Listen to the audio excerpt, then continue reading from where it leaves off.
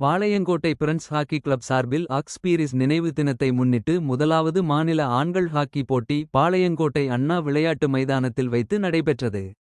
இதில் தமிழகத்தின் பல்வேறு பகுதியைச் சேர்ந்த 13 முன்னணி ஹாக்கி அணிகள் பங்கேற்றனர். போட்டிகள் நாக் அவுட் முறையில் நடத்தப்பட்டன. இறுதிப் போட்டியில் தமிழ்நாடு காவல்துறை அணியும் கோவில்பட்டி ஏஎம்சி அணியும் மோதின. இதில் தமிழ்நாடு காவல்துறை அணி 3-2 என்ற கோல் கணக்கில் வெற்றி பெற்று சாம்பியன் பட்டத்தை தட்டி சென்றது. போட்டியில் முதல் 4 இடங்களை பிடித்து அணிகளுக்கு பரிசுகள் வழங்கும் நிகழ்ச்சி நடைபெற்றது.